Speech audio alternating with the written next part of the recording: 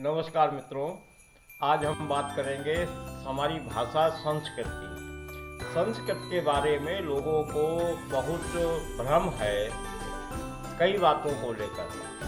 कुछ सनातन धर्मी संस्कृत भाषा को सबसे प्राचीन भाषा मानने की और बौद्ध धर्मी अपनी भाषा पाली को सबसे पुरानी भाषा मानते हैं। आज हम इसी बात पर चर्चा करेंगे कि संस्कृत भाषा आखिर है क्या। संस्कृत भाषा और संस्कृत लिपि दो अलग अलग चीजें हैं। जैसा कि मैंने आपको पिछले वीडियो में बताता रहता हूँ कि वेदों का अध्ययन करता हूँ, वेदों का शोध करता हूँ, और चूंकि वेदों की भाषा संस्कृत है, इसलिए आज इस विषय पर आप लोगों के समक्ष संस्कृत भाषा के रूप में जो कुछ मुझे प्राप्त हुआ है वह आप लोगों को बताने की चेष्टा करूंगा। हो सकता है मैं सफल रहूं अथवा हो सकता है मैं अपनी बात को आप लोगों तक पहुंचाने में बहुत ज़्यादा सफल ना हो पाऊं, लेकिन कुछ ना कुछ तथ्य अवश्य निकल कर आएंगे। जैसे समुद्र मंथन से अमृत निकला था, वैसे ही यदि हम अपनी बात आप लोगों तक पहुंचाएंगे तो आप लोगों तक हमारी भाषा, हमारी बात पहुंचते पहुंचते कुछ ना कुछ रस अवश्य निकलेगा, अमृत अवश्य निकलेगा। इस दृष्टिकोण से आप लोग इस वीडियो को पूरा देखिए, और जो कुछ भी आप लोगों को इस वीडियो में समझ में ना आए उसके लिए कृपया आप लोग टिप्पणी अवश्य कीजिए कि आपने यह गलत बताया अथवा यह सही बताया। तो आप लोगों से निवेदन है कि पूरा वीडियो देखकर अपनी टिप्पणी अवश्य करें। अब मुख्य बात पर आते हैं कि संस्कृत है क्या। संस्कृत मेरे दृष्टिकोण में इस पृथ्वी पर सबसे प्राचीन भाषा है। आप लोग ध्यान दें कि मैं भाषा शब्द पर ज्यादा जोर दे रहा हूं। भाषा यानी कि जो भाष्य रूप है, जो शब्द रूप है, वो संस्कृत का सबसे प्राचीन है। लेकिन वर्तमान संस्कृत जो लिपि के रूप में उपलब्ध है वह बहुत पुरानी नहीं है। संस्कृत लिपि और संस्कृत भाषा में पहले अंतर समझ लीजिए। जो लिपि, जो भाषा को देखने और पढ़ने में सुलभ कराने का माध्यम होता है उसको कहते हैं लिपि। यानी कि देखकर उसका उच्चारण किया जाए उसको कहते हैं लिपि। और जो शब्द बगैर देखे केवल मस्तिष्क में स्मरण मात्र से अथवा पूर्वजों के द्वारा प्रयोग किए जाने के माध्यम से हम लोग स्वतः सीख जाते हैं उसको कहते हैं भाषा। जैसे मैं फर्रुखाबाद उत्तर प्रदेश में रहता हूँ, तो हमारे फर्रुखाबाद उत्तर प्रदेश की भाषा फर्रुखाबादी है। अब इसमें हम यदि किसी से कहेंगे कि आप कहाँ जा रहे हो, तो हमारी फर्रुखाबादी भाषा में कहेंगे कहाँ जा रहे हो, का खाए रहे हो। अब ये कहाँ जा रहे हो, कहाँ खाए रहे हो, इसकी लिपि कोई अलग नहीं है। ये लिपि यदि हम चाहें तो देवनागरी भाषा में भी इससे लिख सकते हैं, हम इसको संस्कृत में भी लिख सकते हैं, हम इसको अंग्रेजी के वर्णों में भी लिख सकते हैं, हम इसको अरबी और फारसी में भी लिख सकते हैं। तो जिस चित्र पद्धति के द्वारा, जिन संकेतों के द्वारा हम उसको लिपिबद्ध करते हैं उसको कहते हैं, जिन चित्रों के माध्यम से उस उच्चारण को करने के हम अभ्यस्त होते हैं उसको लिपि कहते हैं। तो लिपियां कम होती हैं क्योंकि लिपियों के पीछे पुराना अध्ययन होता है और भाषाएं समय, स्थान, हमारी पूर्वजों के द्वारा प्रयोग किए जाने वाले उच्चारण आदि के द्वारा हमारी भाषाएं बदल जाती हैं। तो भाषाओं पर समय और काल का प्रभाव अधिक पड़ता है और लिपियों पर कम पड़ता है। इसीलिए लिपियां कम होती हैं और भाषाएं अधिक होती हैं। अब संस्कृत भाषा जो है वो मूलतः उच्चारण की भाषा रही है। आप लोगों ने सुना भी होगा कि संस्कृत देवताओं की भाषा है। हमारी वाल्मीकि रामायण में, जो वाल्मीकि जी द्वारा रामायण लिखी गई है, इसके सुंदरकांड में जब हनुमान जी सीता जी से वार्ता करने के लिए उद्यत होते हैं, प्रयास करते हैं, तब उनके मन में एक प्रश्न उठता है कि मैं सीता जी से किस भाषा में बात करूं। और तब वह सोचते हैं कि यदि मैंने सीता जी से संस्कृत में बात की तो संस्कृत चूंकि रावण को भी आती है, तो सीता जी यह न समझ बैठे कि मैं रावण का भेजा हुआ कोई राक्षस हूं और रूप बदल कर आया हूं, इसलिए मैं संस्कृत में बात नहीं करूंगा। अब वो बात किस भाषा में करेंगे?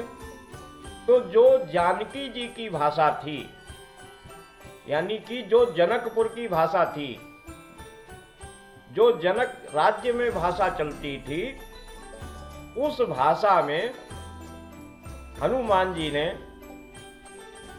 राम कथा को कहना प्रारंभ किया। तुलसीदास जी ने भी लिखा है, रामचंद्र जी की कथा का गुणगान करने लगे। और उसके बाद उनका परिणाम अच्छा निकला। तो भाषा जो बोली जाती है उसको स्थानीय स्तर पर समझने में ज़्यादा लाभ रहता है, ज़्यादा परिणाम अच्छे मिलते हैं। यदि कोई दूसरी भाषा में बोले तो परिणाम बहुत ज़्यादा अच्छे नहीं मिलते हैं।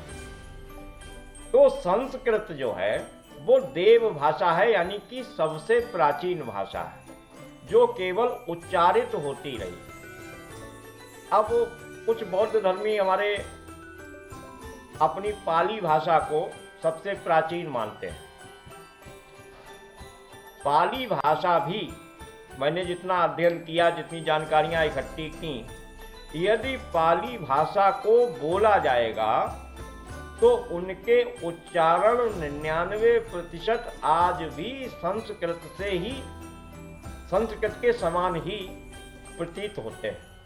तो भाषा तो संस्कृत ही थी, लेकिन लिपि उन्होंने जो उसको इस्तेमाल की लिखने के लिए, उस भाषा को लिखने के लिए बौद्ध ने, जो लिपि या बौद्ध धर्मियों ने या बौद्ध धर्म के अनुयायियों ने उस संस्कृत को जिस लिपि में लिखने का प्रयास किया, वह भाषा पाली रही। उसके बाद जब हिंदी आई, देवनागरी आई, भाषा संस्कृत देव भाषा है, लेकिन देवनागरी लिपि जब अस्तित्व में आई तो इस देव भाषा का देवनागरी लिपि में लेखन जब किया गया, तब उस लिपि में संस्कृत भाषा को संस्कृत कहा गया। वेद, पुराण, रामायण और महाभारत, वाल्मीकि रामायण, ये संस्कृत भाषा में है, लेकिन लिपि जो है वो इनकी संस्कृत मैं नहीं मानता, क्योंकि इनकी लिपि जो है वो देवनागरी लिपि है। संस्कृत लिपि का कोई अस्तित्व अभी तक नहीं हुआ। संस्कृत लिपि कभी बन ही नहीं सकती। संस्कृत लिपि होती ही नहीं है। संस्कृत केवल भाषा में है। इसका प्रचार प्रसार भाषा के रूप में हो सकता है, लिपि के रूप में अभी तक यह उपलब्ध नहीं हुई है और कभी नहीं रही। इसको विभिन्न लिपियों में जो भी लिपि उत्पन्न होगी वो मनुष्यों द्वारा उत्पन्न होगी, मनुष्यों द्वारा परिष्कृत की जाएगी, मनुष्यों द्वारा बनाई जाएगी। लेकिन देवों की भाषा को यदि मनुष्यों की लिपि में पूर्ण रूप से परिवर्तित करके संस्कृत समझ लिया जाए तो मेरे अनुसार यह शायद गलत होगा। अब आते हैं संस्कृत भाषा देवों की भाषा है तो इसको समझा कैसे जाए।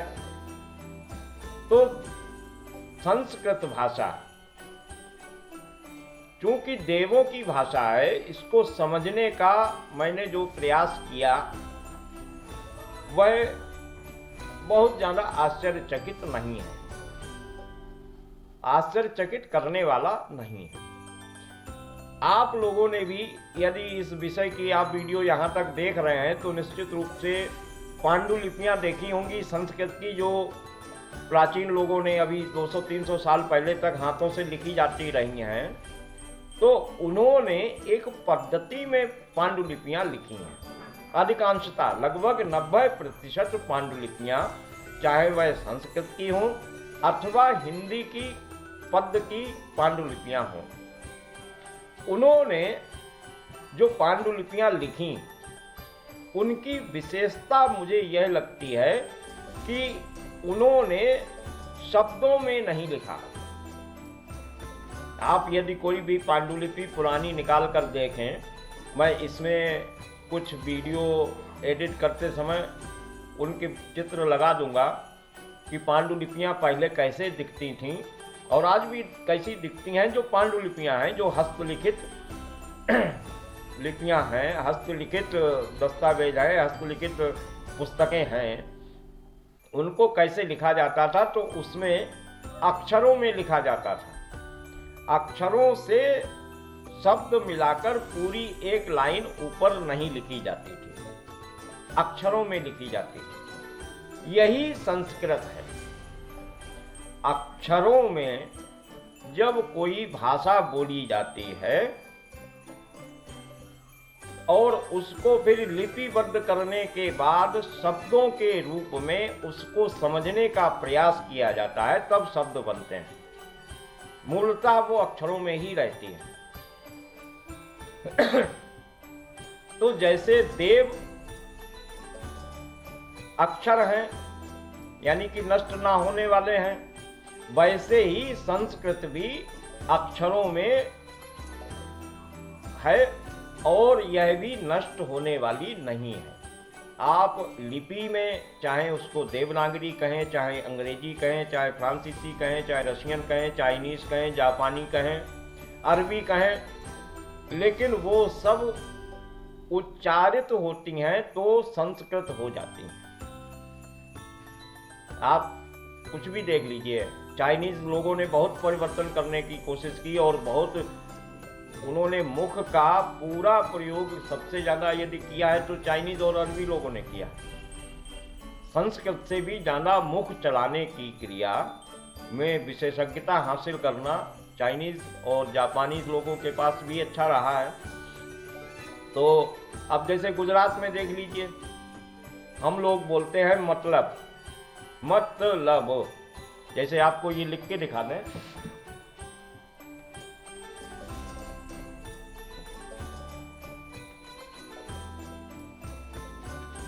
ये हो गया मतलब। अब ये मतलब जब हमारे प्रधानमंत्री जी मोदी जी गुजरात से आने वाले, हिंदी सीख कर इतने बड़े विद्वान बनने वाले, जब मतलब शब्द का उच्चारण करते हैं तब मतलब नहीं बोल पाते हैं, तब वो मतलब बोलते हैं, ता की जगह टा बोलते हैं। तो मुझे लगता है कि गुजराती भाषा में ता शब्द है ही नहीं, तो वो टा से अपना काम चला लेते हैं। अब कई भाषाओं में कई शब्द नहीं होते हैं, लेकिन संस्कृत को यदि समझना है, वेदों को यदि समझना है, पुराणों को यदि समझना है, तो शब्दों से नहीं समझा जा सकता।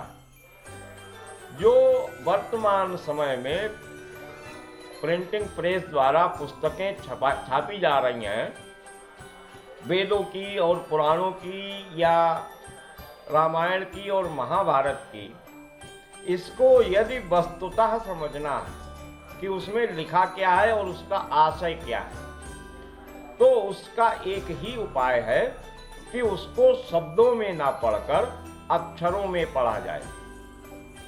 और अक्षरों में पढ़ने के बाद अथवा उससे पहले उन अक्षरों का आशय और अर्थ समझा जाए।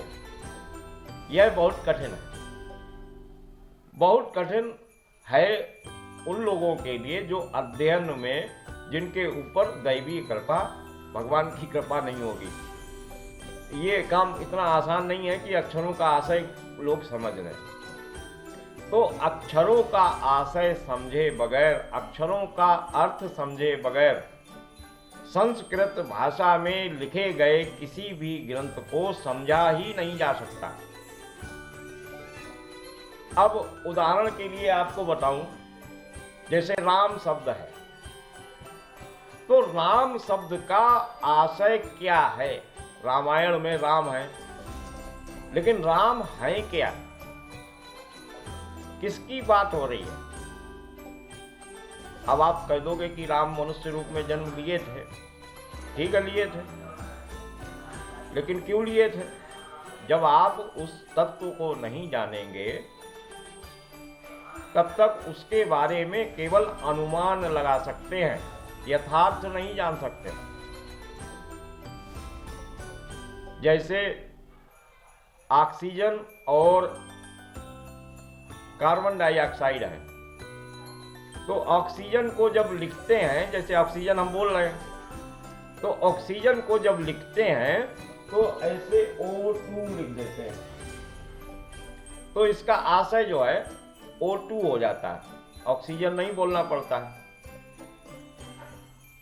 ऑक्सीजन और O2 हो गई लिपि, फार्मूला में इसका शॉर्ट में हो गया, और यही वास्तविक है O2। ऑक्सीजन अगर आप लिख दोगे OXYEN, ऑक्सीजन, तो इस ऑक्सीजन लिखे हुए में और इसमें बहुत परिवर्तन है। इसके अनुसार यदि आप इसको पहचानना चाहोगे ऑक्सीजन को, तो आप नहीं पहचान सकते। शब्दों के अनुसार यदि आप ऑक्सीजन को पहचानना चाहो तो आप नहीं पहचान सकते। जबकि O2 लिखा हुआ है जो अक्षर रूप में है, तो आप उसको सरलता से पहचान सकते हो कि ऑक्सीजन के दो परमाणु जब आपस में संलग्न होते हैं, उस ऑक्सीजन की उस अवस्था को O2 कहते हैं, यानी कि तब वो ऑक्सीजन होती है।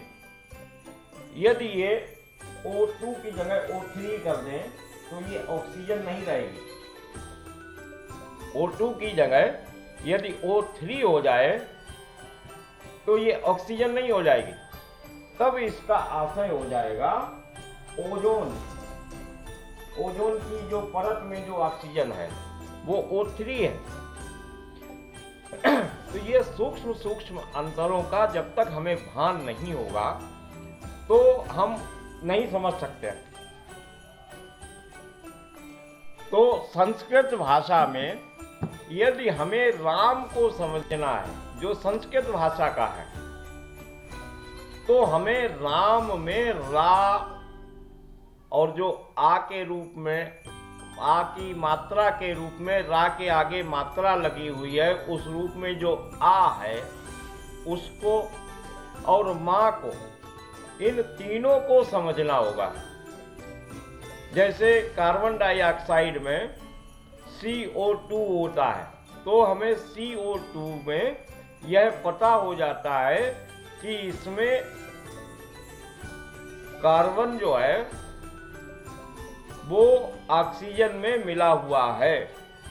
तो संस्कृत भाषा भी इसी भांति जैसे केमिकल के कंपाउंड बनते हैं, बेसिक केमिकल्स में जब दूसरे केमिकल मिलते हैं, दूसरे बेसिक केमिकल मिलते हैं, तो एक अलग तीसरा केमिकल बनकर तैयार हो जाता है।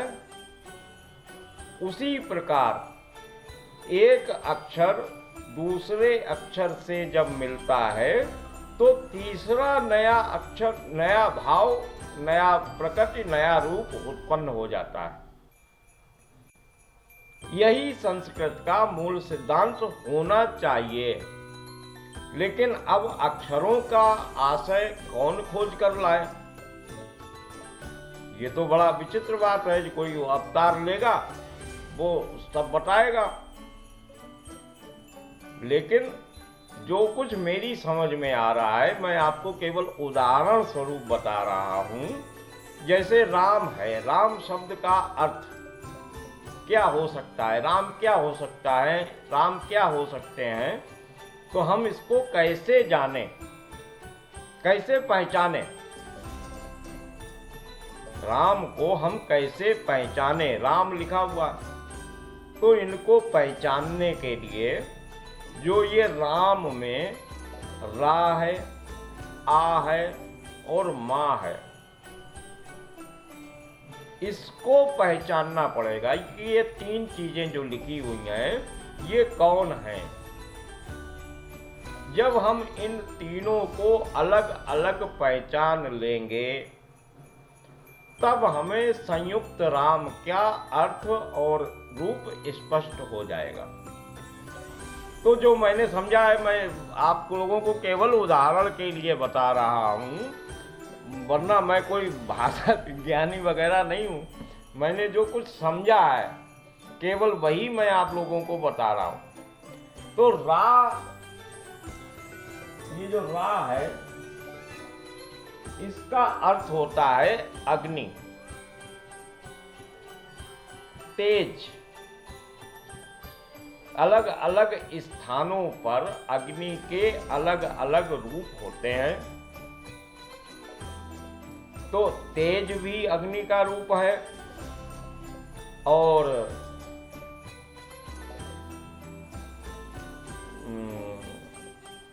विद्युत भी अग्नि का रूप है। तो अग्नि मानकर चलते हैं जो बेस है, जो आधार है। तो रा का मतलब होता है अग्नि। अब शायद हमने इसको सेल्फी मोड में रिकॉर्ड कर रहे हैं तो आप लोगों को रा उल्टा दिखाई पड़ रहा है बोर्ड पर, लेकिन मैं कोशिश करूंगा कि एडिट करते समय इसको कुछ सुधार कर पाऊं। तो रा शब्द का मतलब होता है अग्नि। अब इसके बीच में एक ये मात्रा लग गई, ये मात्रा है आ की। तो आ का मतलब हो गया नहीं। ये जो मतलब मैं बता रहा हूं ये हिंदी भाषा में बता रहा हूं, क्योंकि हम लोग हिंदी में बात कर रहे हैं, तो हिंदी भाषा में आप लोगों को समझ में आएगा। इसलिए इस आ का मतलब होता है नहीं। अब आप ये मत सोचो नहीं का मतलब क्या होता है। अब इस तरीके से तो फिर बिल्कुल केमिकल और शून्य पे पहुंच जाएंगे, क्योंकि ज़्यादा पीछे चलने पर या ज़्यादा आगे चलने पर परिणाम शून्य होता है। तो रा में आगे लगा हुआ है आ और इसके बाद है मां। ये हो गया राम। तो रा का मतलब मैंने आपको बताया कि रा का मतलब होता है अग्नि, आ का मतलब होता है नहीं और मां का मतलब होता है मृत्यु।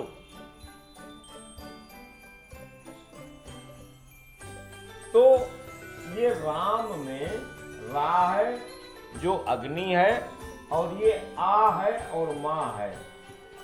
आ और मां, ये आम, ऐसे रा आम, यानी कि मृत्यु नहीं,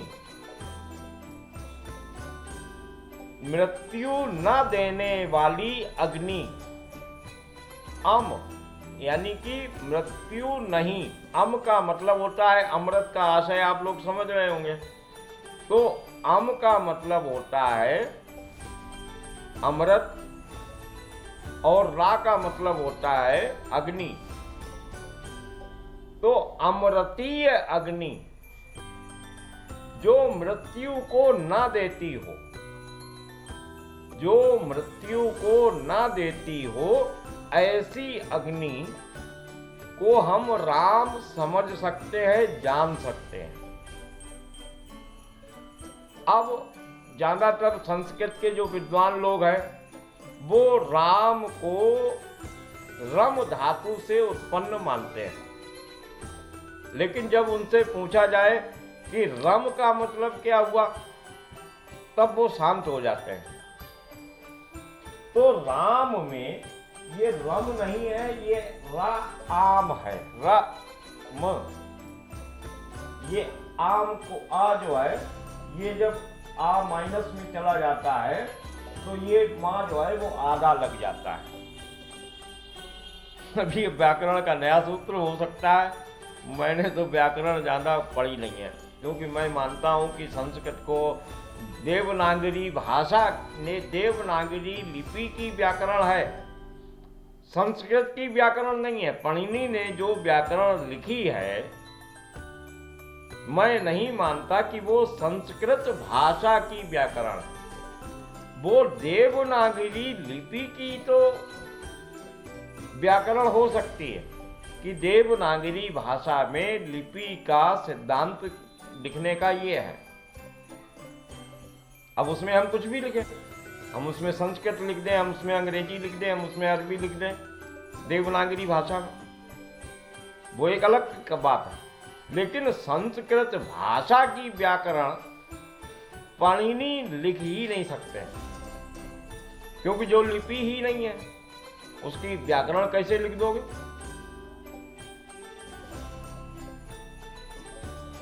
तो देवनागरी भाषा को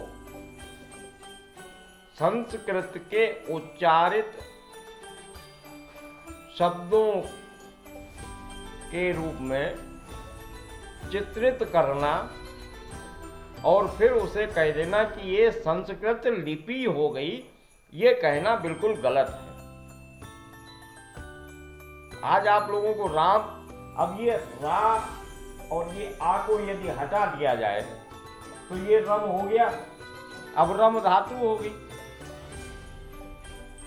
तो उन व्याकरण शास्त्र ने ये देवनागरी भाषा की व्याकरण के अनुसार रम धातु से राम का मतलब निकाला, और मैंने कोशिश की है कि राम शब्द का मतलब संस्कृत भाषा, जो केवल भाषा है, जो केवल बोली जा सकती है, उसके अनुसार जो वेदों में लिखा है उसका अर्थ अगर करना है तो कैसे किया जाएगा।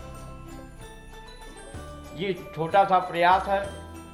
मैं कोई बहुत बड़ा विद्वान भी नहीं हूँ, वेदों का थोड़ा बहुत अध्ययन करता हूँ, कुछ शोध किया है, और उन शोधों को किसी के सामने प्रस्तुत करने से पहले मैंने सोचा कि कुछ संस्कृत के बारे में हमारे मन में जो उथल पुथल मची हुई है वो आप लोगों के समक्ष रखूं और आप लोगों की टिप्पणियां प्राप्त करूं। अब आप लोग कितनी टिप्पणी करते हैं, यह मेरी सफलता और असफलता पर, हमारी सफलता और असफलता आप लोगों की टिप्पणियों पर निर्भर करेगी। तो आप लोग बताइए, आप लोगों को यह वीडियो कैसी लगी संस्कृत विषय की। जैसा भी हो सूचित किए करें, बाकी जो है सो तो है ही, इसमें हम लोग क्या कर सकते हैं। जय जय शिव शंकर।